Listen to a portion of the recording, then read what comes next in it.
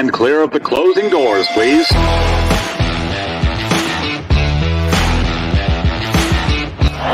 baby, let's go out there like a bunch of crazy dogs and have some fun.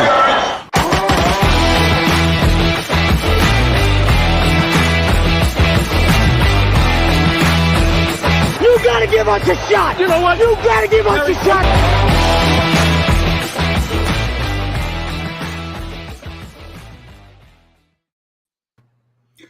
What is up, everybody? Welcome back to another episode of the Giants Report. That's right. I am your host, the Mage. As always, I'm joined by my co-host. What's up, CG? How you doing today? Doing good, man. Had a good Labor Day. Had some drinks. Relaxed. It was pretty good. How about you?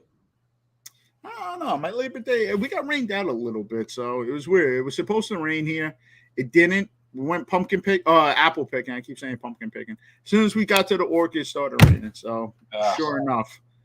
Murph, what's going on, Murph? You had a good time this weekend. I sure did. Down in Miami. Got no voice, as you can hear. Partying up with all the same as it always does, but partying up with all Bobby's friends. Bobby, you were partying up with Murph? Miami is like the only part of Florida that aren't my people. I can't stand going down to Miami. So Murph was with everybody but my people down there. What about Dade County, dude? It's not too bad. It's just every time I go down to Miami, I realize why I hate it there. You know, people trying to scam. Like I remember one of the last times I was actually there for that Giants-Dolphins Monday night game. Pay for parking at the hotel. Some guys like it's $20 to park there. I was like, nah, like bullshit. I literally just paid for it. I'm like, that guy must make $300 a night of people who are just like, you know what, it's worth the $20 for the peace of mind that this guy said he's going to tell it. So, anyways, what's going on? How come this isn't? I'm disappointed it's not clapback anymore. All right, so before we get into clapback, so follow me at the Mage_NFL. Follow CGF at CGF_NFL. Follow the podcast at the Giants Report Pod. Just Giants Report Pod. No, duh.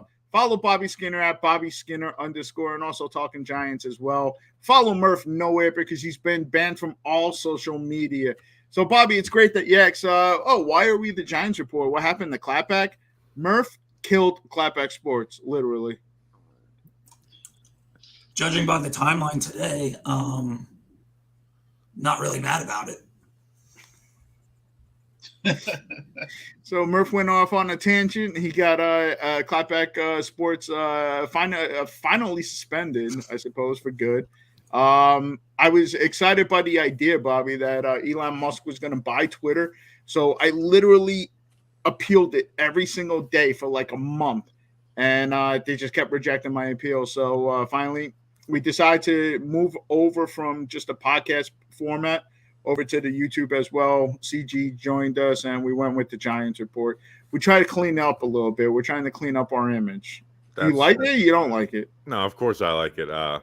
But when I got my account suspended for good, I appealed it, and when I did the whole Cowboys fans rant last year, and it just showed how much we had lost it as Giants fans. That I was like, you know what? Screw this game. I'm just gonna go at Cowboys fans all day.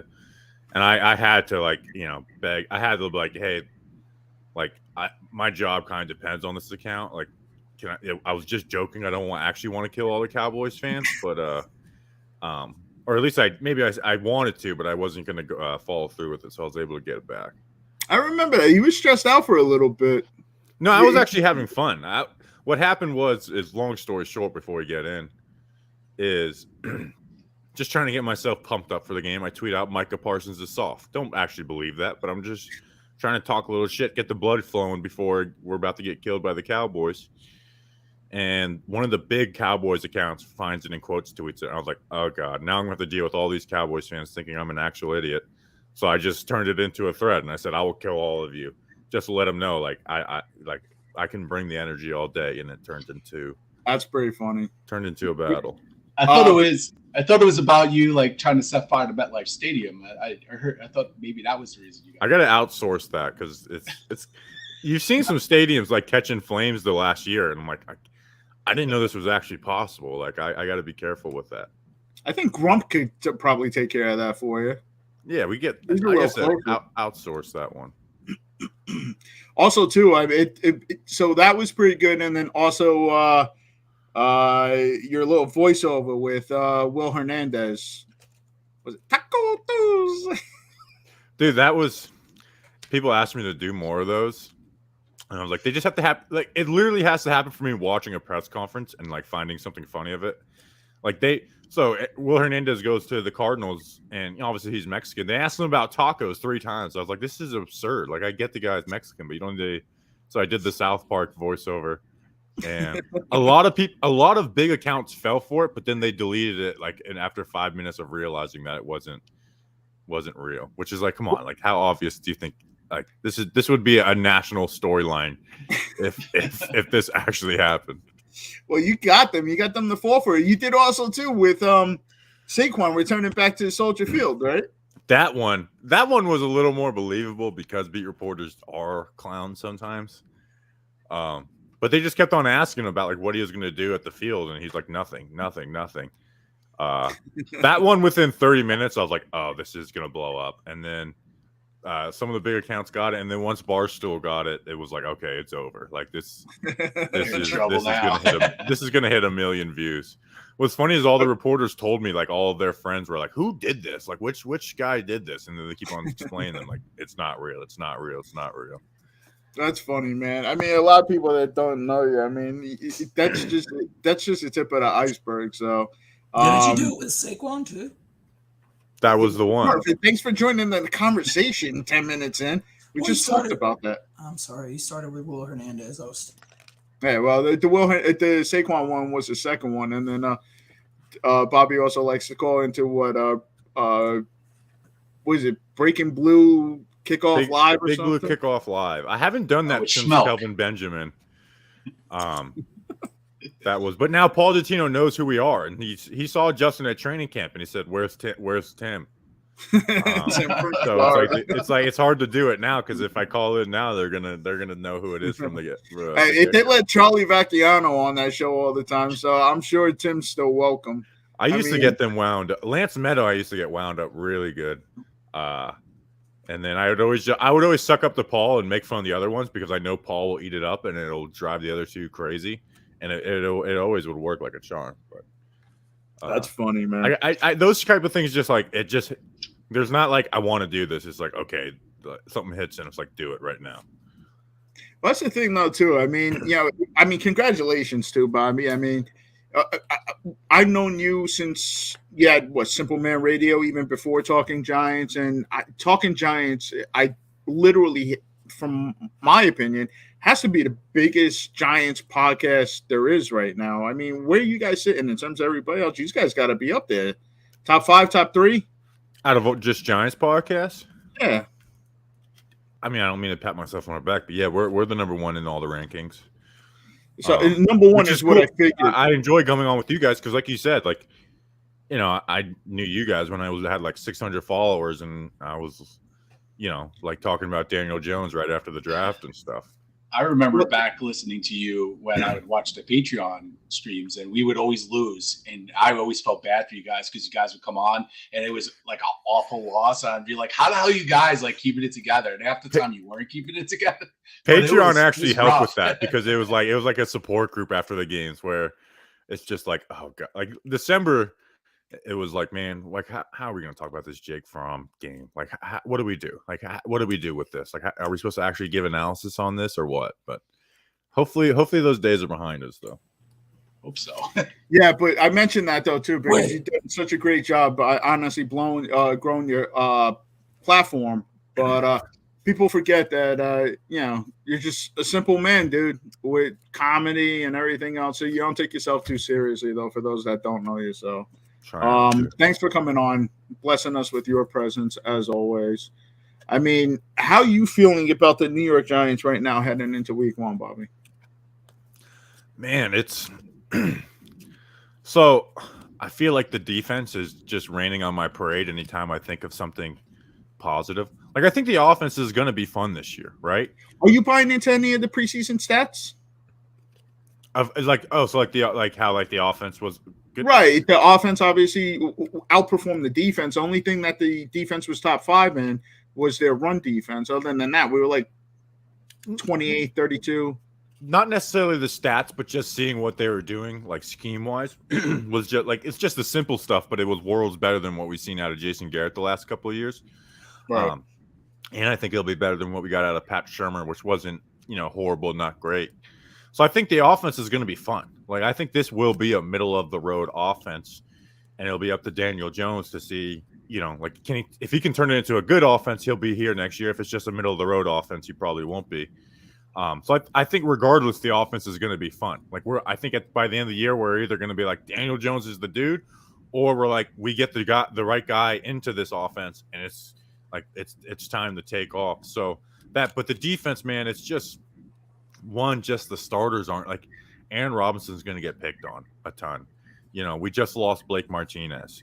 Like it's again, a guy doesn't have to be Lawrence Taylor to be a significant impact. Like I think people are underselling how much losing him will affect the defense.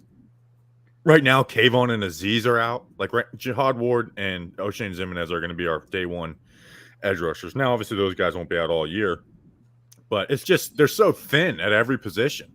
Like the drop off is Kayvon Azeez to Jihad Ward and O'Shane Zimenez. That's a significant drop off.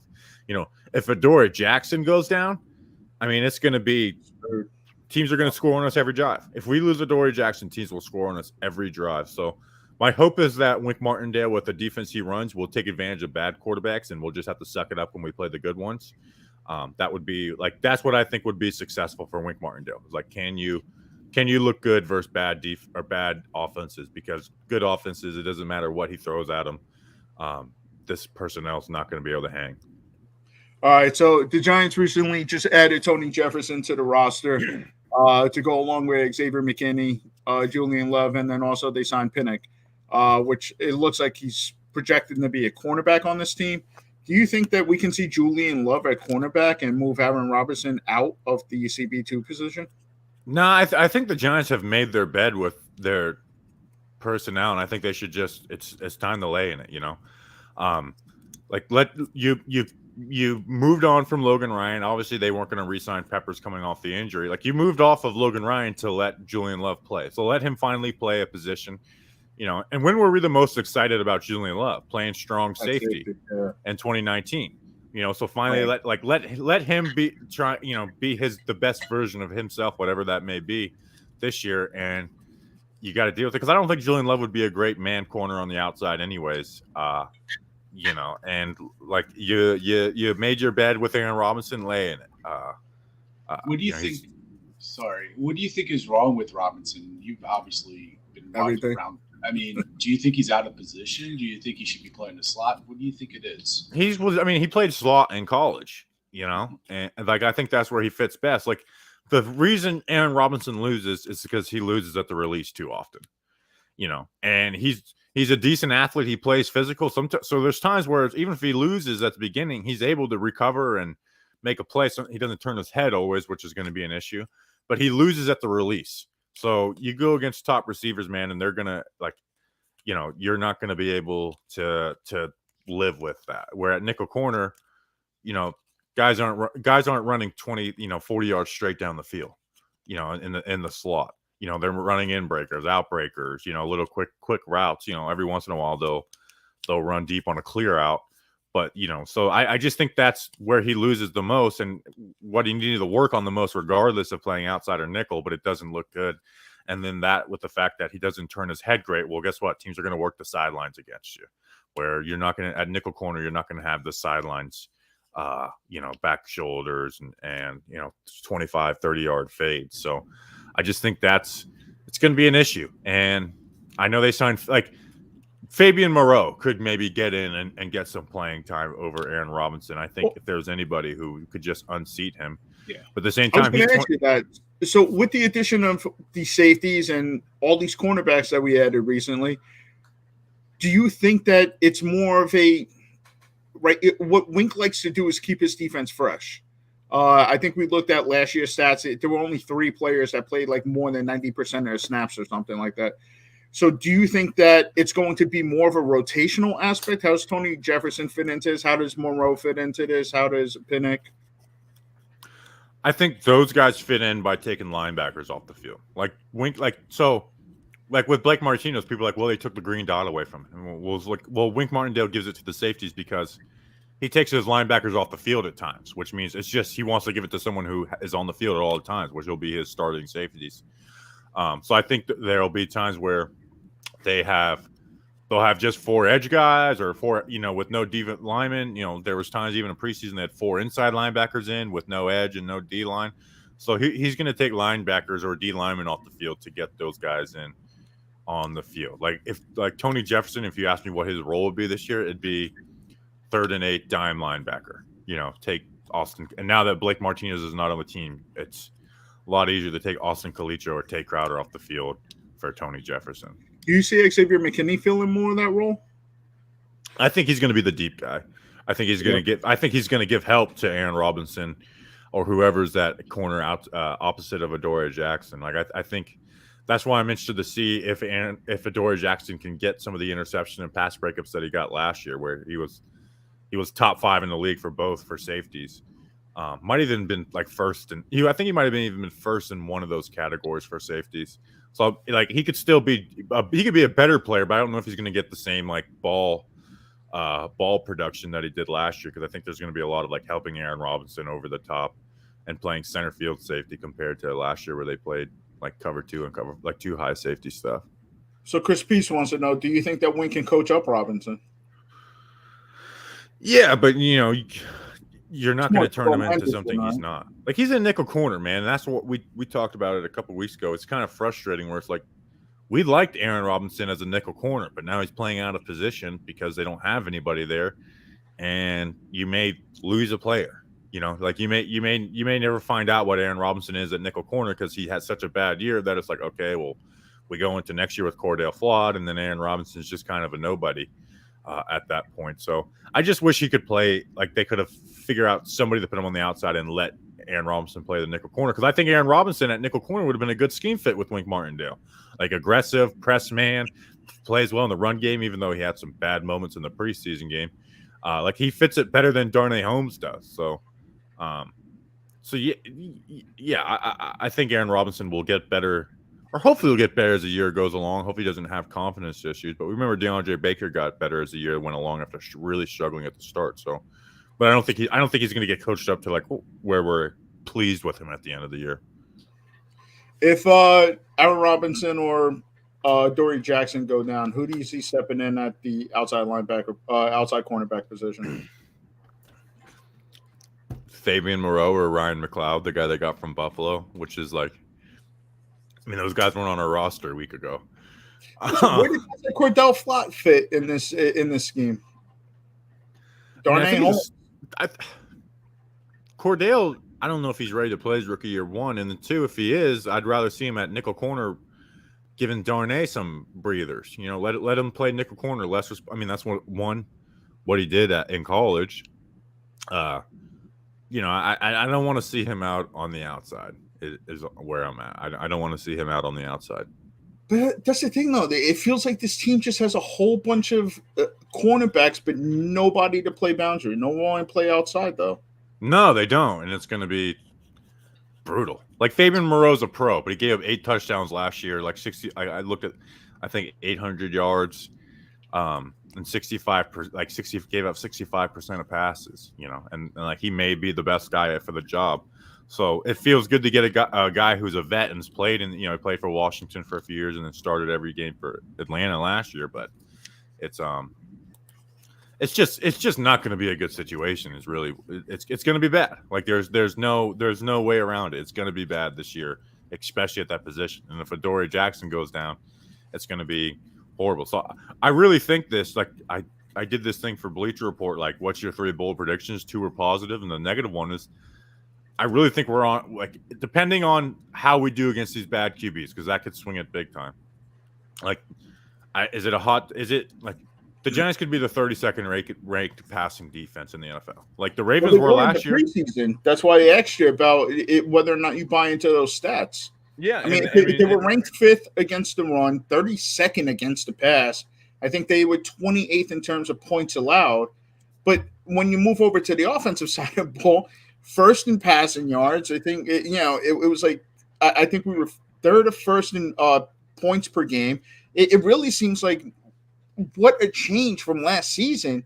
We're going to need the offense to literally bail out the defense. I feel like we flip-flop like every 2 years, where it was like That's true. 2018, 2019, the offense wasn't great, but it was not horrible either, and the defense was horrible. And then 2020, the defense was ranked 9th, the offense 31st, and even though the defense probably doesn't have great rankings at the end of last year, like you could tell the numbers lied a little bit because they were having to play with such a horrible offense on the other side, especially towards the end of the year, where it was like not only was the offense bad, it's the worst offense I've ever seen watching the NFL was that offense at the end of the year. Yeah, well, when you run a quarterback sneak on 3rd down and 4th, which might have been like one of the better plays of that day. Like that's how bad it was. I just think this team's going to have a lot of 35-31 losses this year.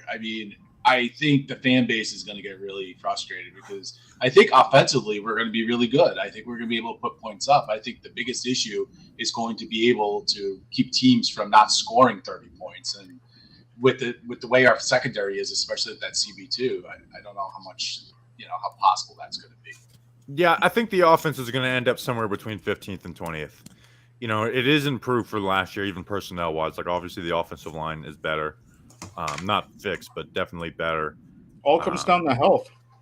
Yeah, and then it's like, okay, our wide receivers aren't usually healthy, but they were unbelievably unhealthy last year comparatively. So, and then Saquon's going to be good this year. Like I really do think he is. The run blocking up front is a lot better. So I think that's going to take some stress off, and then the new offensive scheme, I think they're going to get a lot of RPOs to kick drives off, or like, hey, we got this free release RPO. We saw it in the preseason. That was just a bland version of it. So I think the offense ends up ranked 15th to 20th, where there's going to be games where it's awesome and it's fun.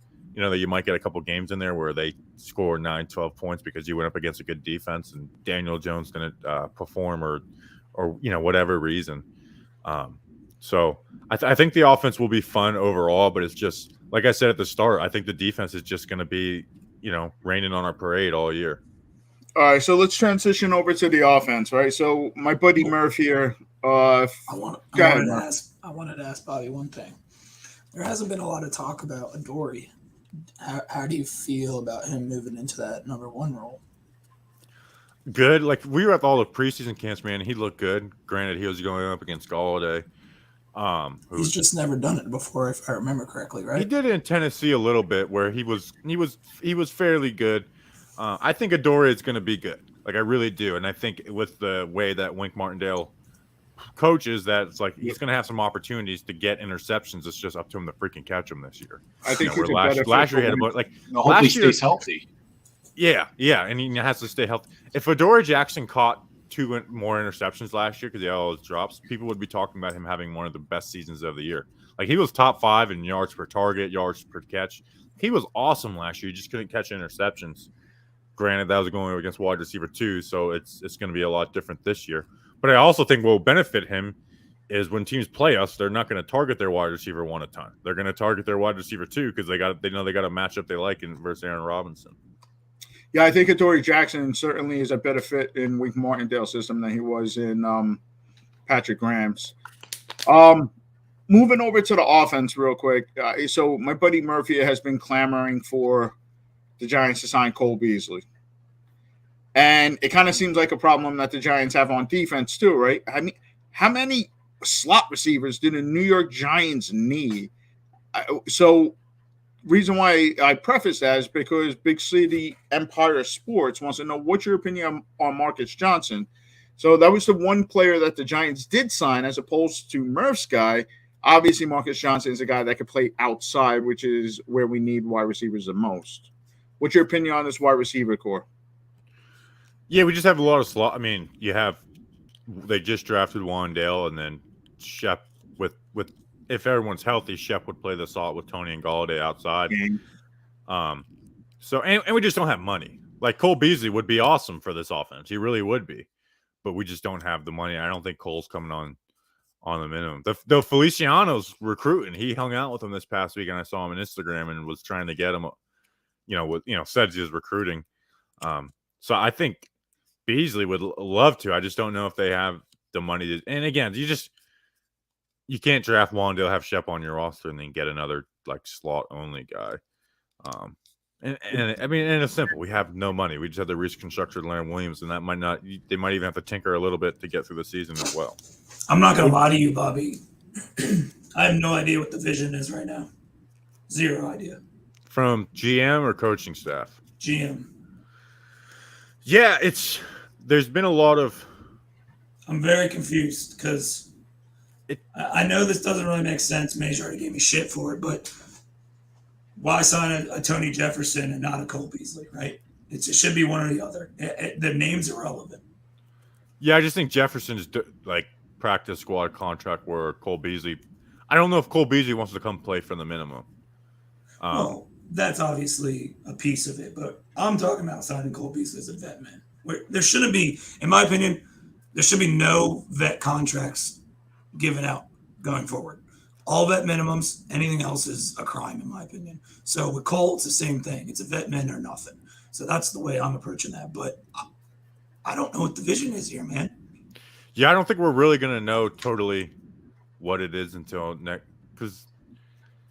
So the draft, they plugged holes. Like they had 11 picks, and they didn't double down on any positions besides they got 2 off-ball linebackers, and both those guys were wildly different. They got 3 offensive linemen, but there's 5 starting spots in the O-line too. So they kind of plugged holes. So I don't know. There's been, like the Blake thing. I know people get mad at this, but something went awry there. They restructured they restructured his contract to give him $2 million a guarantee that wasn't there. They could have just cut him in March. So they didn't cut him because he wasn't a scheme fit. Because guess what? We had the same scheme in March. They didn't cut him to play Austin Khalid, Joe Tay Crowder, and Micah McFadden. They didn't do that. I think it was a personality issue. I do think that's what it was. I think Blake Martinez is not a guy who's going to go out and be a bad dude. But he is a little bit of weird, and he's fucking weird. I asked people, so this isn't like definitive information, like what is the vibe that you get, and it was just like it seemed like they never embraced Blake Martinez, which is fine. I'm not asking this new coaching staff to embrace Blake Martinez, but I am asking you to embrace him if you reconstructed his contract to have guaranteed money. They had plans for him, obviously. Yes, and they cut him 2 days after the 53-man roster was put out, so there was more stuff that happened within that. So I just think they, and that's part of being a coach too, is, and I think it's something that Joe Judge was good at, was connecting with every guy and letting them know, well, this is what is going to happen with you. Even when he was, punishing Golden Tate. Like, do you think Golden Tate loved Joe Judge? But after that whole thing in Tampa, like you didn't hear Tate being an issue after that. So it's just, it's part of the thing is handling personalities and big personalities, obviously, because these guys are NFL players. And I think they just dropped the ball on it. It doesn't change the future of the franchise and stuff. But while they're scraping for pennies, that's $2 million. It doesn't, but we're paying all these dudes to not even be on our roster. I get their stories. I get Logan. Logan, to me, fine. I'm not going to get over Bradbury. People can take this however they want, but I believe that there were deals on the table at some point in time, and but the deal was contingent whether or not he signed a contract with the team. Don't care. I believe that we could have gotten something. It takes two to. But I do think part of that made. There's been no actual concrete evidence. This is me fucking just speculating, but I find it hard to believe that there was no offers on the table for James Bradbury pre-draft. Me speculating is that they played too much hardball with James Bradbury, where the money dried up, and so it turned into like, well, if you're not gonna reconstruct your contract and extend with us, then it's not going to work for us. Where if they wanted free agency, like there had to be offers for James Bradbury, and then they would have taken him on a 1-year deal or whatever it was. Kansas City were talking to the Giants about Bradbury. I think at the trade deadline last year, they were talking about him a little bit. Yeah, so I think they played a little too much of hardball. Again, this is speculative, but I can see how that happened because, like you said, like there's no way that day one a free agency, some team's not willing to give up a 7th-round pick for James Bradbury on an expiring deal. There's too much cornerback need in the NFL for some teams to not do that. My biggest My biggest issue was when they decided to get rid of him and release him is that they didn't have a viable someone to really play there. And yeah, they thought maybe Aaron Robinson would fit that position, but that was 1A. 1A fails, then what? Yeah. At the same, as much as, but I also understand, like, they had no money, and if Sauce Gardner's on the board, maybe they draft Sauce Gardner type of thing. So I think they would have definitely taken Sauce. Yeah, I think they would have too. It's just they are kind of strapped with what they like. They were never going to do a ton this offseason anyways. I just wish we could have gotten some draft capital out of some of these guys we would have let go. Yeah, exactly. Like, if at the beginning, if it's March 1st and you're like, all right, we're going to get rid of Blake, Blake on a reduced contract where he's basically playing for the vet minimum. James Bradbury, Logan Ryan, you couldn't have traded with his contract. And then most likely Darius Slayton, I'm expecting in the next 24 hours. Like, I feel like you should have gotten something for one of those guys. Bobby, so let me ask you this question, Bobby. So we spent our second round pick on Wan'Dale Robinson. I haven't really seen in my mind. I haven't seen much. Before you go into that, CJ, I want to stick with Joe Shane real quick, if you don't mind. So with what Murph was talking about with Joe Shane, and somebody had brought this up in our chat, right? I mean, Dave Gettleman made a lot of difficult decisions when he first came here, cutting JPP, Olivia Vernon, trading Odell Beckham. Joe Shane has potentially made a lot of difficult decisions too, trading or releasing James Bradbury and not getting anything for him, releasing Logan Ryan, paying him to be on the Bucks, releasing Blake Martinez. Do you feel like Joe Shane is fumbling this so far, or do you still feel good about the direction that we're heading? And I know it's only year one, but no, I think he's going to be judged on the draft for this year, because like there's things I agree with, but they're not super consequential in the long term, regardless. Like here's the things I disagree with: cutting Logan Ryan for nothing. I disagree with that, but Logan Ryan's not going to be here in the long term. The Blake Martinez.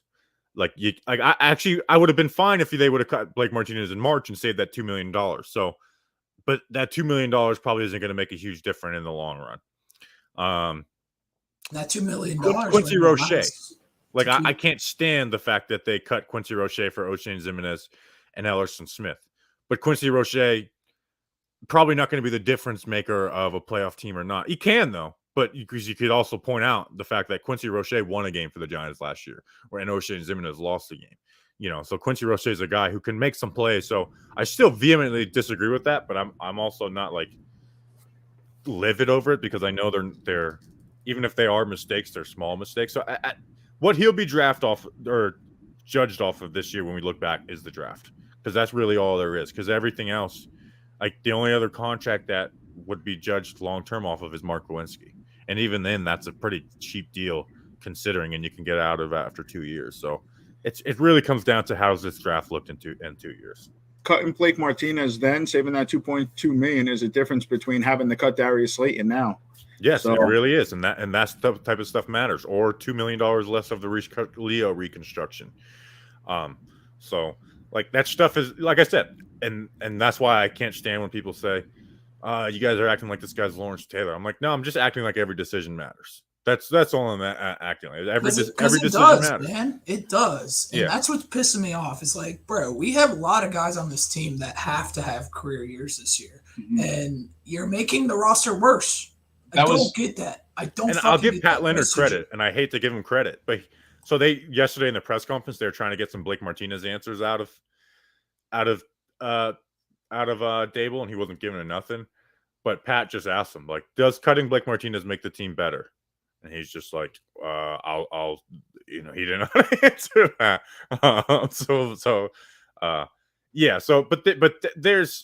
There was butting of heads with Blake Martinez, which I feel like Blake Martinez is not a guy that you should be butting heads with. I feel like he's a guy you can make it work with easily. And if you just talk with, like, again, you knew what you were going to be about in March for this team. So I there should have been a meeting of the minds of like, hey, what's your vision for your career this year? This is what we have for you. If you want to do it, you take this pay cut that we have for you. If not, we'll just cut you flat out and good luck to you. But I don't know, somewhere along the road, communication, and it broke down between Blake and the coaching staff. Go CG. Well, but the point I was curious about is when we drafted Wan'Dale Robinson in the second round and we cut James Bradbury, I don't understand the rationale behind that. I mean, we really haven't seen much yet from Wan'Dale, and I think he's a talented player. I just was wondering what your opinion was on that, because I think it would have been better somehow to maybe allocate those resources towards a cornerback help, especially when, we already traded back twice, if I remember correctly. What's your opinion on that? So someone asked us about this question on the mailbag yesterday. We didn't put it on there. So I went back and looked at it, and again, my opinion doesn't matter on the draft, but I went and looked at the second round after that, and there was no corners that I really liked. That I would have rather had at 43rd. Other wide receivers I might have liked. So, but this is where I do play the it's not about this year card. Like, it's about getting the best talent that you think you can get that's going to help you long term, and if they believe Wan'Dale is better for that. So I don't have a problem with that. Because again, I said that before the draft, like I do a draft speech every year on our draft day pod, and I'm like, do not try and squeak out as many wins for this year in the draft. Just draft the best players that you think will contribute to winning 3 years from now. So hopefully they did that. So again, it's going to suck this year defensively, but that's where I do play that it's not about this year card. And I would rather than put more resources towards the offense than the defense in year one, which they have done. Yeah. Piggybacking off of the Wan'Dale question, how much of this offense do you think we've seen during the preseason versus how much they're going to unveil during the regular season? I think you get a good gist of what they're going to do, which is spreading the field out, deep to short reads for DJ, just creating space underneath, which is like the exact opposite of what we've seen the last 2 years. Making the check downs in the middle model, right? Yeah, and then a lot of RPO. So I think you saw what it's going to be like. Obviously, there's stuff that they didn't unveil totally in preseason, but I think we have a good idea of what they. I mean, it's the same stuff we saw in Buffalo too, so it's not like it's any huge surprise. So, but obviously, some of the Wan'Dale packages and stuff, they probably want to keep on wraps a little bit too.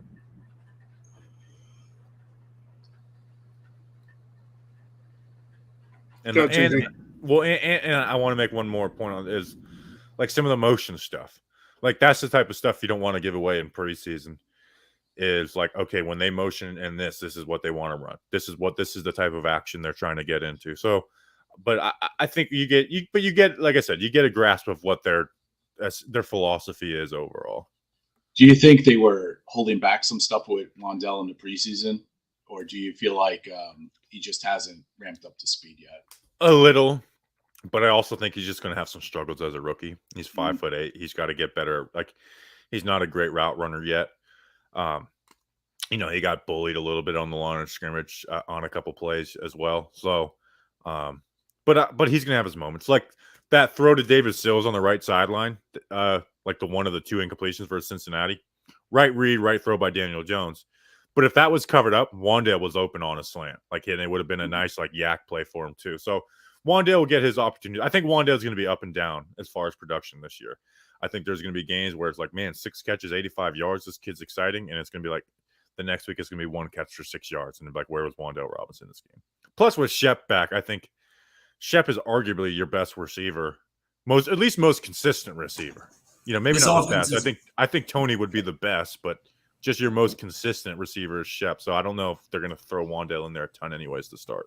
Shep should be pretty happy. I mean, if Shep can stay healthy, he should be able to eat in this offense, no doubt. Yeah, this is like the offense built for him, like option routes and stuff like that, knowing where to be at all times. Like, that is Shep's bread and butter. And he was the only guy who didn't let Jason Garrett hold back his production, was Sterling Shepard. He was going off. Him and Danny, first 4 weeks, wide receiver, I believe he was top 4. Yeah, the last 2 years, Daniel Jones and Sterling Shepard complete like 78% of their passes. Like, that's insanely high. Like, those guys have a good connection. Like, it was the one, again, he was the one like skill player that Jason Garrett didn't allow Jason Garrett to hold him back with Shep. So but I don't know what he's going to look like coming off the Achilles. It's obviously a little worrisome too. Well, I think they're going to be slow with him, so honestly, that you might see a little bit Wandale early. Yeah, you'll get a good mix of the two. So I'm still excited to see how I know everyone hates Kenny Golladay right now. I'm not. I got to see it in regular season to just go at him. I still think even within last year when he played with Daniel Jones, he had one of his better catch rates of the year. He had 53 of his career, 53 yards per game, which isn't great, but it's not horrible either. I still think Kenny Golladay can produce. Tony, I'm in love with if he can just stay on the field. It's such a huge worry that it's hard to get excited about him. Shep is obviously consistent and good when he's on the field, and then you have a guy like Wandale. So I'm still excited for the offense for this year. We all. I don't think any of us here are clamoring that Daniel Jones is he is 100% the franchise quarterback, but I think we're the four of us agree he's not as bad as some people make him out to be. And we all realize how bad the last 2 years the system and the offensive line in front of him held him back. And now the question is just what did we hold him back from? Did we hold him back from being a top 15 quarterback, top 12 quarterback, or at what we're all hoping is the top 10 guy?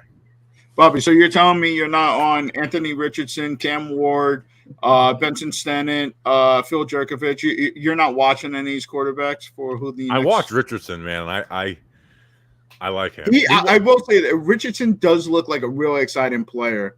So if everything can come together for him, he certainly looks like a little more athletic version of Cam Newton. But I got to see him throw the ball 30 times. Yeah, I need that too. Well, so I don't watch college football a ton, but the first week I watch every game. We do our way too early draft week every year, and we did Richardson on that, and it was like, okay, exciting. The one thing I'll notice about him, because you think of raw QB, big arm, can run. You think, well, because you wouldn't think he goes through his progressions. He actually does go through his progressions, so that's what made me intrigue me about him. He cleaned up some of his mechanics, but you did see some of the issues that he had last year. Was like that dropped interception. I've seen Anthony Richardson make that throw a bunch of times last year, where he's rolling out, his footwork collapses, and he just throws up a ball trying to be hero, and it ends up being an interception. So he's the one so Young and Stroud. I'm not going to watch those guys until the year's over, because those guys, people say you shouldn't nitpick. No, you should nitpick the Ohio State and Alabama QB. Yeah. You absolutely should, because those systems make it easy for those guys to have big plays, and it makes it easy for their mistakes to get hit covered up, because the next play you can get hit another 20-yard pass. So, so you're Caleb. So there's so many guys that I won't dive deep into any of them until the year's over. He's not draft eligible though. Oh, okay. So it's actually perfect. The one guy that I'm a little excited about this guy before diving deep is Anthony Richardson. But you obviously, like Murph said, you got to see this guy throw 30 times in a game, which he's never done. He only threw the ball 63 times all of last year. Yeah, I'm waiting to November at least to start thinking about quarterbacks, because I want to see how Daniel does. I mean, there's the first 7 games before the bye should tell us a lot. And then if he's not the guy, he's not going to be the guy. Then we'll have plenty of time to look at quarterbacks and figure out who the best fit will be for our team going forward. Yeah, I try to not do draft stuff anyways until the season's. I'll do in the bye week. I'll do a video on it, but I try to not do a ton. And quarterbacks, man, quarterbacks, you got to actually watch. You just can't watch their highlights. It's because all these guys have highlights. Everybody's highlight tape looks freaking awesome. Yeah. Or on any given week and Saturday, it's a lot of it is fake. Jamarcus Russell looked good. If you could look back. Well, I'll bring it up. When I first started doing this was Dwayne Haskins. Yeah. No one actually watched Dwayne Haskins some of all the issues had, but they just saw Ohio State big play, and they were there. But it was it is easy. That. I remember he had 450 yards. It was just something. Remember versus Michigan, he had 450 yards or something. I went and count. 360 of them were yak. 360 of 455 yards were yak. His biggest play was literally just doing a push pass to Paris Campbell, who ran 75 yards. So nice. That's why I went crazy. That's why I won't give any takes until I actually legit sit down and watch the dudes. I saw the other day. I can't remember who it was. I would love to give them credit, but this is the last quarterback talk. They had mentioned about in college, the windows are so much wider than in the NFL, and that's what you want to look for. That's what you want to see translate. There's whole areas of NFL. the field that are closed in the NFL, where in college they can be open. So it's just and even when you do go, it's so hard to judge, do QBs anyways, because so much of it is like what's between his ears. Does he work hard as hell, and does he have what it takes to when shit goes bad to be able to handle it? And a lot of guys can't handle it when they go bad, or there's other guys who they may be hard workers, but being a QB, you have to be the hardest worker to be consistent. Does he have a clause in his contract that states that he has to watch a certain amount of film? Yeah. Maybe the worst PR of all time was that, and then they took it out. It's like you're not helping yourself here. So awful. All right, let's go back to the Giants and talk some O-line, Bobby. How are we feeling? Because I'm not feeling too great personally, but obviously we got those bookends here now, but I'm still pretty worried. How I feel depends on how good does Evan Neal look as a rookie. Because if he doesn't have a ton of rookie struggles, then I feel a lot better. You got Thomas. I mean, you have upgrades at every position. Like even if Devery Hamilton's playing, it's probably better than Matt Skura at left guard. Yeah. Feliciano's an upgrade over Billy Price. And then Will Hernandez and Nate Solder were like the worst duo to ever step on the field in offensive line history. So Glowinski and Neal. That's the funny thing is Neal could be bad, and it's still this is a sizable upgrade over what we had last year.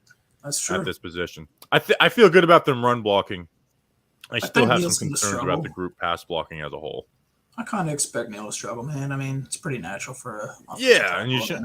Luckily, we have Andrew Thomas too now, where if he does struggle and people are freaking out, it's like, oh yeah, remember that guy on the other side? Remember the reaction to that? Give the guy some damn time. And they seem like they're pretty tight, so he's got his resources there in house to because Thomas just went through it. Obviously, the fan base was done with him at week 6 his rookie year. So. Yeah, and confidence is such a big part of playing sports, and I guarantee you, having Andrew Thomas, you'd be like, dude, could literally just pull up some of the things said about him. It doesn't need to be tweets; it's articles and experts and stuff writing about him and being like, this is all the shit they said about me. You're gonna be good.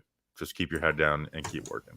And Evan Neal seems like one of those hardworking, head down type of guys anyways. That's not going to be flustered by a ton of criticism regardless. So I feel it's comparatively, I feel good about it. And I really do think they're going to run the damn ball. I know we talked about Daniel Jones and the receivers. Saquon Barkley looks back to at least close to what he was in 2018 and 2019 compared to last year. So I think they're going to be a good running team. They're going to run the ball, and I think they're going to do it well this year. So, again, I think the offense is going to have some really high moments overall throughout the year. You're the offensive line guru. Who's your starting 5? If everybody's healthy? Yeah. Just with the Giants, same as the Giants. Thomas, Lemieux, Feliciano, Glowinski, and Neal. You think so? You like Feliciano well? I guess we got rid of Max Garcia though too. I felt like Hamilton on the practice squad. Yeah, I felt like Hamilton played well at left guard. I liked him better than Bredis in there though. Yeah, I've learned to not take preseason O-line tape too much because they're not facing any type of blitzes or anything. Will Hernandez looked great in the preseason last year. Remember that? And went on to have Will Hernandez unbelievably got worse every year of his career. How does that happen? So Lemieux looked good in camp too, man. He was looking a lot better. In fact, if Lemieux can fucking get healthy, a guy who never missed a game in college now misses every game in the NFL. He could be a guy who looks good, but they want to play a Zudu long term, and it was you slide him to center. Because I'm not expecting anything we get out of Nick Gates will be a positive because I don't know. I have no idea what to expect. I don't know if I should expect him to be back week 12 or never. So I think Lemieux could be a guy if he plays well, but it's hey, we got this Zudu guy. You move him to center. I think that's a role that would fit him well too. That was something that we mentioned here on the podcast early back in training camp about giving Lemieux snaps at center. And he looked good when he did it too. Yeah, I Murph and I aren't really fans of Feliciano at center. I mean, I don't. Me either, but he's just a stopgap. Yeah, he's overstated for his position. So I definitely like Lemieux there more. And then, if you can develop a Zudu or even Hamilton there at the left guard position, that might be How a better. old is Devery Hamilton? I was going to look this up today for us. He's only been in the league for a I year. think he's like 24. Yeah, so he's a second-year player, man. So Yeah, I was hoping that he would play over Ben Bredesen this week. And those depth charts can be off sometimes, so maybe we will see him. Yeah, well, I think I want to see Devery Hamilton more than Ben Bredesen. Ben Bredesen was really bad every time he got a chance to play last year. Yeah, he wasn't very good.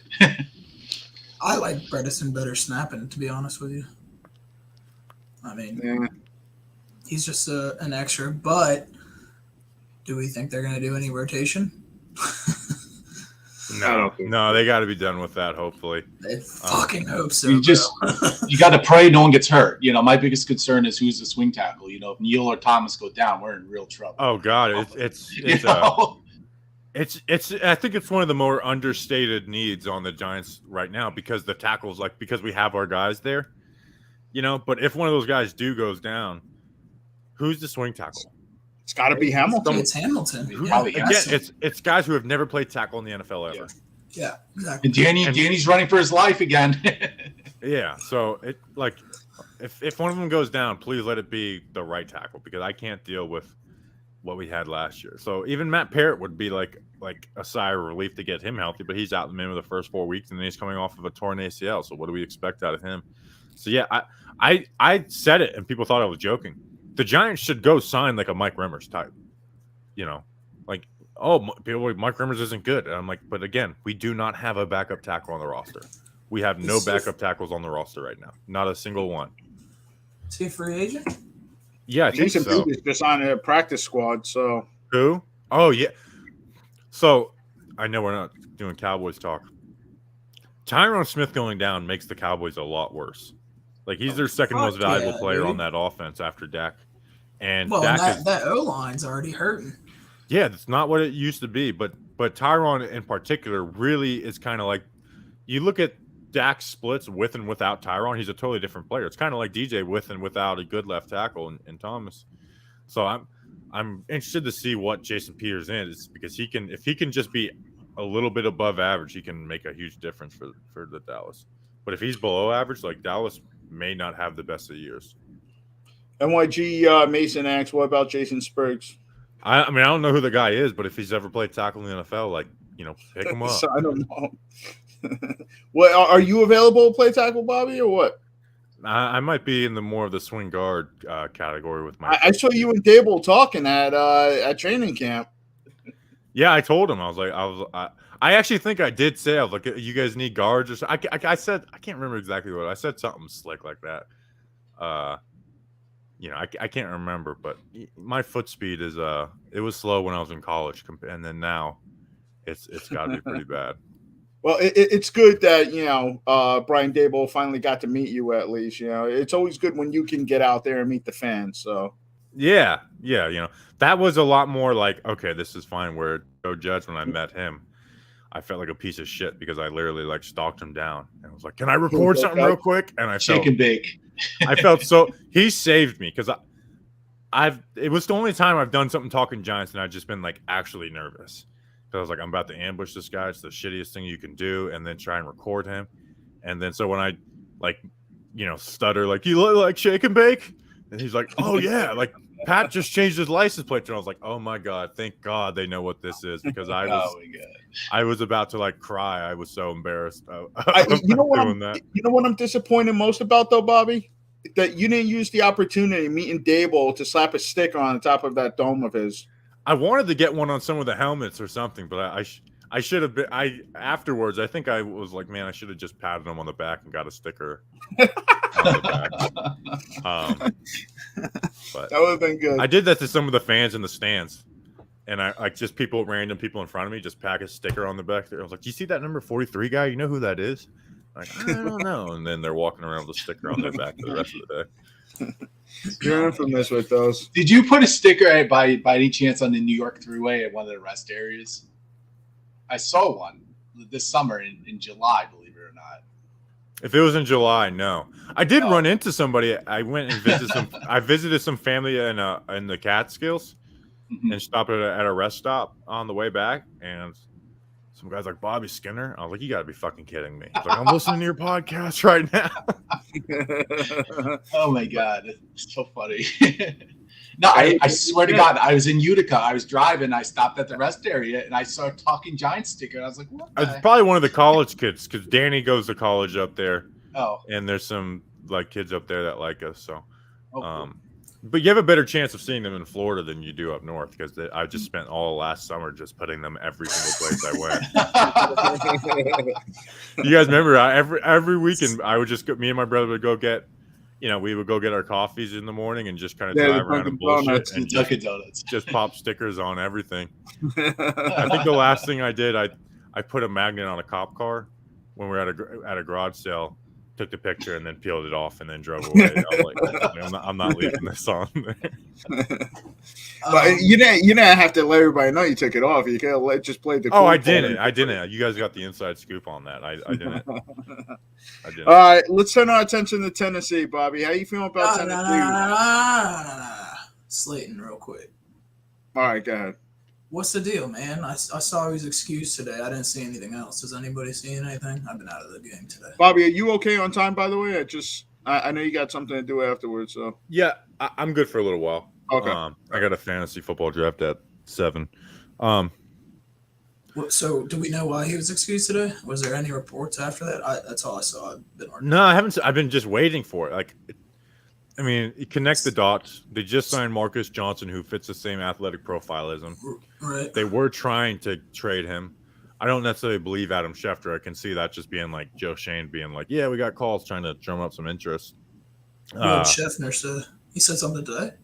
No, at the day before cutdowns, yeah. he said something, and they got to get under the. They got to have their cap like for week 1 in line tomorrow at 4. Yeah. So I'm just connecting dots. Do we think he's like taking a physical somewhere, or I think he's trading the works, or you think? I don't think they got a trade for him. I think they're just cutting him, which sucks. Which really does suck. I just feel like we know by now. That was hours ago. I mean, you could at least get something for him, whether it be a 7th or 6th. You know how they can be, though. They can like because they're not going to be at practice on Thursday. I can see the Giants the way they've done shit is they do it after practice is over, so the beat reporters can't ask about it for 2 days. And then on Friday they'll have the injury report and shit. So there'll be one. So, they don't like they didn't do the Blake thing until like right after Joe Shane had his press conference that day. So. I'm torn on Slay, man. He hasn't done anything to prove himself this summer. He's buried on the depth chart, but again, like I was bitching about. But he's buried on the depth chart behind David Sills. Like that's not right. Like that's not right. I know, but at the same time, like I'm not a Slayton fan. Wanted him gone a long time ago. Think he's a huge liability, but you're taking away another one of Danny's guys he has chemistry with. And like it or not, whether he drops balls or not, that's Danny's guy. And he was, again, he's behind 3 injury-prone players. Like 3 injury, and he's your only outside receiver with speed. Now they signed Marcus Johnson, who I don't know who he is besides looking up a pro day report and looking at his raw stats. So I'm not going to sit here and say Marcus Johnson is, the guy to replace him, but it just kind of looks like that. So it's just like Darius Slayton led the team as a rookie and sophomore in receiving yards. I just don't like you. Give me a 7th round pick. Give me something for that guy. Right. Like honestly, teams are going to want Darius Slayton. That was the worst thing that ever could happen to Darius Slayton. Yeah, it got his what a wild career for him. Where year 1, 8 touchdowns, 750 yards in 14 games, awesome. And then week 1 of the next year puts up 140 and 2 touchdowns to start the season, and we're all off season. We're like, can Slayton be a 1? Can Slayton be a 1? He does that, and we're like, "Yep, he's the one." And then I think he banged up his ankle that year because he was good throughout. Like he had a touchdown versus Washington, he had over 100 yards versus Dallas, and then he just kind of fell off. But he still led them in receiving. And then last year with all the guys they had, last year was his worst year. Just like even when the other guys were hurt, like he didn't come up, and his drops were just unreal. I mean, he had like a 10% drop rate. That's insane. See, but that's the thing, though, with Slayton is that even with the injuries, he still played through a lot of them, though. Yeah. So I would like Slayton to be on the team. There's talent there, and again, he's produced more than look at all the wide receiver trades that aren't like top dogs.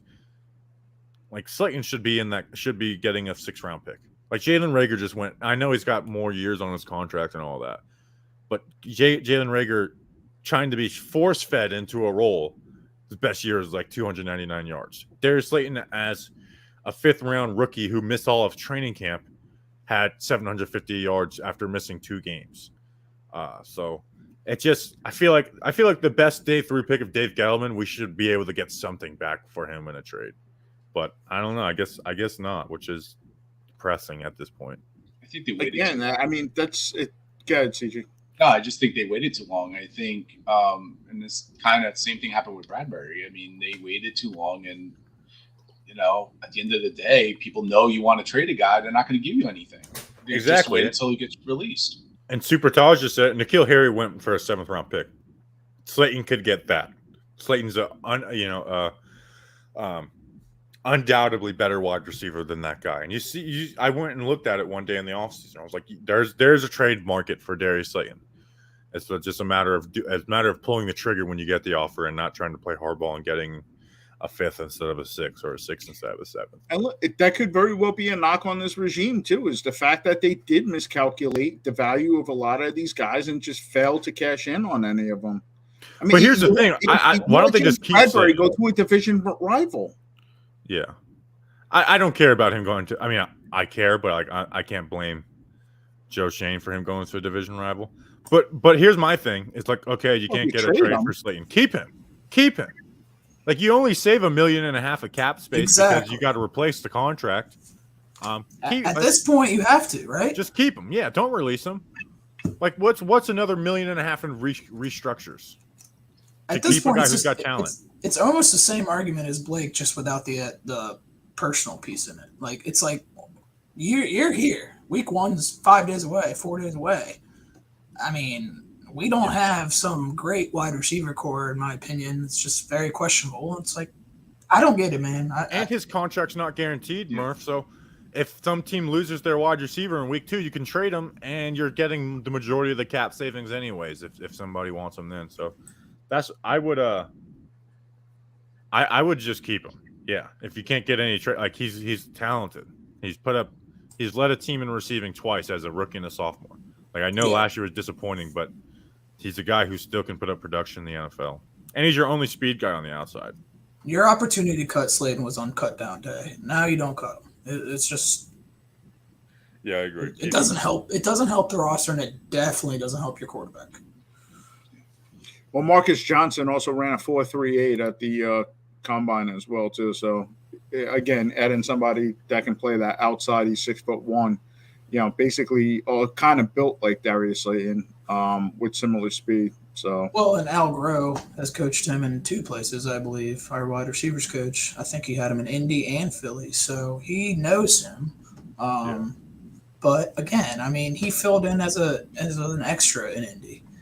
Yeah, I mean, he's a guy who's had 51 career catches in his career. Slayton did that his rookie year. So I don't know. I just want to get. I want to get to week 1. I'm excited for it, but part of me is like, I just want to fast forward to next year. Like Aren't you sick of that feeling? Because yes, I hate it with a fucking passion. I hate it. Well, and that's what pisses me off, man. It's like we become the Cubs. I do think this team could have, before all the cuts, I do think this team had a chance to compete. Win a Super Bowl? Probably not. But like, everybody's jerking Philly off. Remember last year when everybody was jerking off the Redskins, the best team in the NFC? And Philly was like the laughing stock. They were going to be like the worst team in the league. Yeah, and I saw Philly's the most popular bet on NFC champion so far as of this morning. I'll tell you, Philly's only going to go as far as their quarterback, but Philly's fucking loaded. They're better. Yeah, their quarterbacks are on the loaded, bench. man. Their quarterbacks on the bench. And they got 2 first-round picks next year. What's up, MH? Dad, I'm sorry. I thought you were going to read his chat. No, just my guy MH showed up. He came over from follow our retainers, and when we do the Mets streams, he always pops in. So following us over Mets. here too. So Little Mets guy. I wonder how MH feels about that 14-game blown lead. oh Jesus, like I said, you guys don't even have the second best record in baseball. So You're talking to the guy that hopes they lose. Yeah, me and Murph are very much like Yankees fans, where it's like it's either win a World Series or I hate every single person on the roster except for Aaron Judge. Well, I hated him preseason, honestly. there you go, Bobby. Bobby is great. I don't know. Thank you, MH. I think he must be talking about a different one. He didn't say Bobby Skinner. Bobby Valentine. O-line coach Bobby Johnson. Bobby Valentine. Yeah. Yes, this is Murph. But I am excited for Week 1. So you were talking about Titans, and what are the Titans? Like I don't know what they're going to be this year as a team. Like their receiving group is bad. Yeah. Derrick Henry coming off the injury. Their Treylon Burks didn't do anything all preseason long. Their defense you got is Robert depleted. Woods coming off an ACL. Yeah, their defense is depleted. You know, they just lost Landry. Like I don't like the Titans could be a team that just falls off the earth this year after being the 1 seed last year. Now they're really well coached, so I don't expect that to happen. But and they're in a shitty division as well. They lost Harold Landry as well. Yeah, who had like 12 sacks for them last year. So, so I don't know what the Titans are gonna be. So I'm still excited for this Week 1 game. Like if we were playing the Packers or somebody, I'd be like, here we go. But with the Titans are just bad enough to get me to be like, you know what, maybe. You never know, and it's Week 1, so you always go into Week 1 being like, let's win a game. And then, as a Giants, for the last 5 years, you come out of it and not remembering what that feeling is like to be 1-0. The weather's not going to be good there either. Apparently, it's supposed to be raining on Sunday, so that might actually help us. You know, it's going to. I don't think Henry's getting a load, man. I really don't. I do. Yeah, not I don't know see what Henry to expect getting out a of load. him.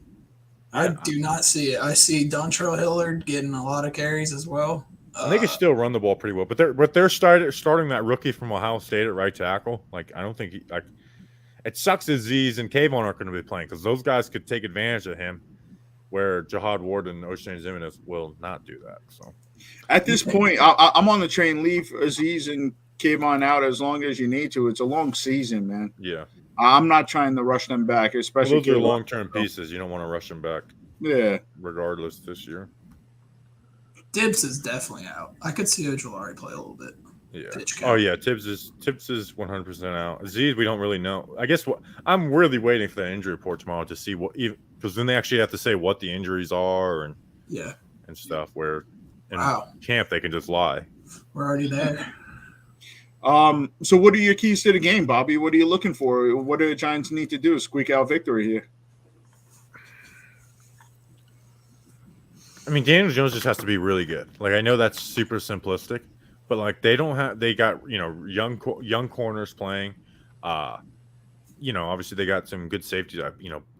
Bird is one of their safeties, but this new offense has to come out and be like, oh wow, this is what Brian Dable and Mike Kafka are gonna do, and I think they got to put up 28 points, and then with Wink, you're playing against a bad receiving group. You just gotta force a couple mistakes out of Ryan Tannehill because I don't think their offense is going to be good enough to overcome a couple mistakes if our offense. So, I haven't dove deep into the Titans. I watched a little bit of them today. So I don't know. To me, it's kind of simple. Is like this passing game has to be what we dreamed of when we hired Brian Dable and Mike Kafka. Like they don't to win this game. You don't have time for growing pains with the passing game, and just. Let the running game translate from what we've seen in training camp and preseason, So it's like you just got to put up at least 28 points to win this game, I think. Just hope our corners are at least close to not as bad as their receivers. I think this is a big game for Daniel Jones. I mean, we're talking about either franchise or extension. I think this is the type of game if he can come out there and pull off the upset. I think that just adds to his resume, especially in a game. No one, I looked at NFL.com. No one's expecting them to win. So, these are the types of games. I mean, it's great when you beat the Washington, the Commanders, and you beat fourth string quarterback. Let's win this game. Let's win a game you're not supposed to win. Yeah, and Week 1 can really change the tune on guys. It really does. Like look at Derek Carr last year. Like he started the season out hot, had some down moments, but because he started the season out hot, people are talking about him. He's like in people's good graces again. So start the season out hot. You got us.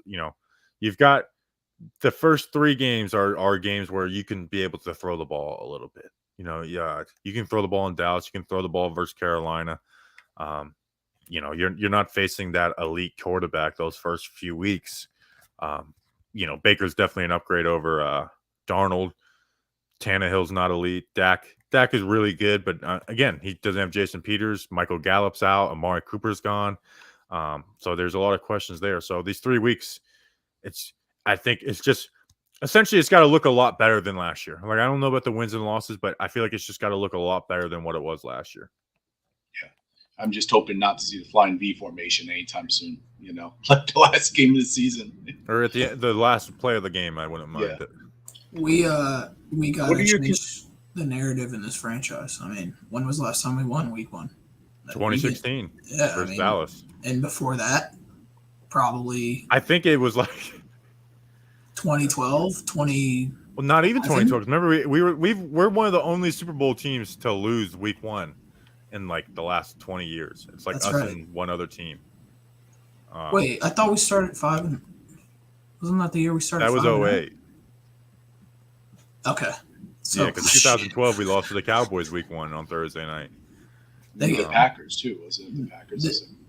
This is Brian Dable and Wink's opportunity to create their piece of this franchise. Yeah. Win no doubt. immediately. Get us off to a hard start. Because, I mean, dude, it's going to be a rough year. But if we can at least have some positivity coming out of the gate, because we've never had it in years, I think that, like you said, it'll light a fire. But it's going to be a long year for sure. But we got to change this start of the year, end the season by October. If Brian Dable and Mike Kafka are good coaches, this offense should be there should be an upbeat feeling about the offense at the end of the year. Because again, we forget how bad the last coaching staff was with the offense. Like it was the worst in the NFL. So you're going into week 1. You're healthy at all 11 positions on the offense besides left guard, which was arguably your weakest position anyways. So it's the offense should and you got the element of newness to it too as well. So the offense should be able to put up points this week. It should look like a good offense, at least for 1 week. All right, Bobby. Before we wrap this up here soon, what's your prediction for the Tennessee Titans game this week? Giants 77, Titans 0. All right, I like it. Staying true to form. And then what about your season-long predictions? Where you got the Giants finishing? 6-11. I thought you were going to say 17-0, but yeah, I want to, but I'm standing at 6-11 because you can go through the schedule and be like, oh, that team. We have that stretch of 4 bad teams, but what I've learned is you gotta factor in injuries into predictions because they happen every single year, and especially with the Giants. So I got us at 6-11. We've got some bad teams on the schedule. We'll pull out an upset. We'll split with Washington. I just think it ends up at 6 wins. I also had us at 6 wins too, but I'm a little encouraged by what I see in the preseason, so I'm going to set it 6 wins as a floor for the Giants. Last year, 10 wins was the floor, and we saw a new floor. Sure did. The ceiling is the roof. So since we also got you here, though, too, Bobby, and I know you don't really get to talk about it all that much, and we are missing Tino, but I know. I forgot to say at the top, where the hell's Tino? Fuck Tino. Tino left us, so the hell with him. I did a Mets stream. What happened, Murph? He's too good for us now. Yeah, I actually did a Mets stream with him last weekend, so we were together. We got the. Is he still with Who? Like the Believe Network? No. He actually works for the NBA now. Oh wow, real dirtbag, right, Murph? So there you go. So it's a perfect segue into What the hell's going on with the I was going to say New Jersey, the Brooklyn Nets there, Bobby. KD gets a trade. They tell him no, go sit in the corner, be a good kid, and then all of a sudden he wants to make it work. The only person I don't hate on the Nets of note is Kyrie Irving. He's the only one. That being said, I'm glad we're running it back. All I care about is winning a championship. I don't care if Kevin Durant comes and, runs my mother off the sidewalk. I just want to win a championship. I don't care who gets it to me. It's the one franchise where I know this is my only shot at the Nets winning a title. Like, if they squander this, I will never experience the Nets championship. And they're my second favorite team after the Giants. And so I'll be just living off of the Jason Kidd glory days of, if we didn't, blow game 6 in 2003 versus the Spurs. So they're running it back, and there's no reason why they shouldn't be one of the best teams in the East and competing for a title. Like, I think we forget about it too. Like, oh, it's been a failure. Yes, it's been a failure. The first year didn't count because KD with the injury. Last year was just a total failure, whether it was Kyrie not being there, other injury, the James Harden. So it was just a total failure, no excuses. But year 2, we're one Kyrie Irving not landing on Giannis's ankle away from flat out just winning a championship. Not like they might win a championship. Like, no, they blew out the Bucks in the first 2 games, and then Kyrie sprains his ankle, and they still almost won that series with only Kevin Durant, with Bruce Brown as their second best player. Joe Harris, choked in that. So yeah, we're making a title run, so I'm happy with it. My rankings of hate are Joe Tsai's number 1, Kevin Durant's number 2, because he's being the biggest pussy about all this. Like, you chose this. You chose everything about this team. Now you're mad they're not giving your way. Sean Marks is 3. Steve Nash is 4, even though Who is 1? Joe Tsai, the owner. Oh. Steve Nash is 4, even though I would like Steve Nash to be gone more than any of them. But Steve Nash didn't choose to be the head coach. Like, they went and got him, and Kevin Durant got him, so they can't be too mad at him. And then 5 is Kyrie, but I don't feel hate for Kyrie, because at least the sticking point with Kyrie is he wanted to be extended by the Nets, and the Nets said no because he's been unreliable with the vaccine. Kyrie is who he is. He's never pretended to be someone other than. Yeah, that's the thing I like about Kyrie is at least he's just like straight up about it, and so like I think he's a weird dude, yeah. But so he's the one I hate the least. So I know from the outside world they hate Kyrie more. Everyone hates Kyrie the most. Yeah. So I know that they're not trading Durant. Is Kyrie off the table now too?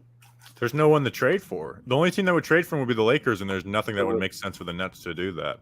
So they're running it back. And supposedly when they met and Kevin Durant said he wants to come back now, it wasn't just for one more run it back. It was like, okay, let's do this long term. So it's I hated them so much this summer. Like, I really hated every single person in that situation. I hated Joe. I still hate Joe Tsai. I still don't like Kevin Durant, but I can't fully hate Kevin Durant because he is on my team and he's a top 5 player in the NBA. So I don't know. I just want a championship. That's really all I give a shit about, is winning a championship, not being, a playoff team. I just want a championship. That's all I care about with the Nets. Well, I'll tell you what, I'm definitely going to read into this. I don't care if it was a Chicago-based sponsor, but Giannis is open playing for the Bulls, he said. So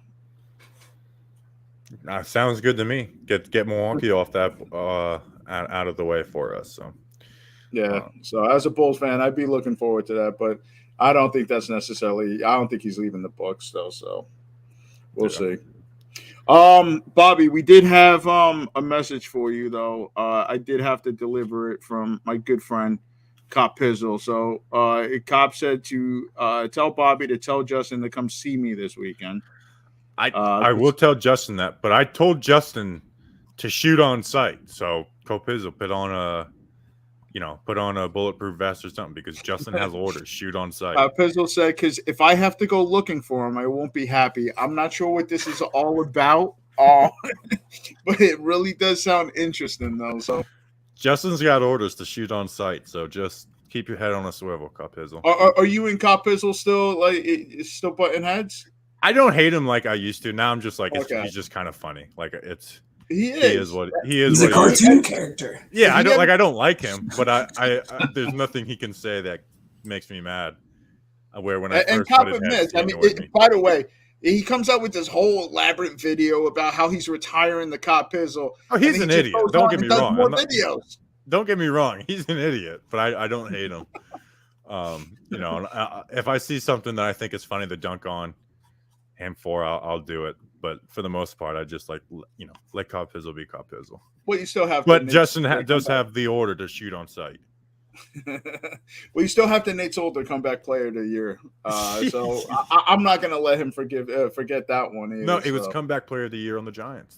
That's what it was. The award. Listen, there's no such thing as that award, but that is what he was saying. He definitely was saying that award that doesn't exist was what he meant.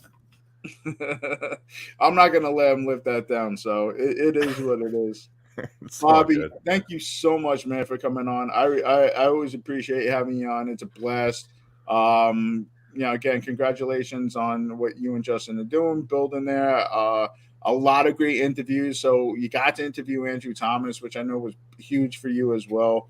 You know, just continue to do what you're doing, man. I really appreciate you. Appreciate your support, even for us little guys. So make sure you follow good luck Bobby. with Clapback Sports. And I hope all the best for you and the Clapback gang. Yeah, I really appreciate that. We're always going to be Clapback at heart. Oh yeah, you guys are always Clapback to me. What weren't you guys just the Murph and the Mage pod for a long time too? Yeah, when we first started, it was just me and Murph. Yeah, I think Anthony was like your guys' second guest too, right? Yeah, I thought about Anthony, you know, not too long ago, man. I came across his profile page. I'm still following him, so that's always going to be the case. But yeah, Anthony came on. He did some player breakdowns for us as well. Yeah, I remember that. Very early on. So, but thanks again, Bobby. Make sure not that I need to plug you guys, but follow Bobby at BobbySkinner_. Follow and subscribe to Talkin Giants on YouTube, also on Twitter as well. Bobby, thank you so much for coming on. I really appreciate you. Hopefully this isn't the last time we'll have you on this season. So no doubt. Appreciate you, fellas. Thanks, guys. And that's going to wrap up this episode of the Giants Report. Peace and love, everyone.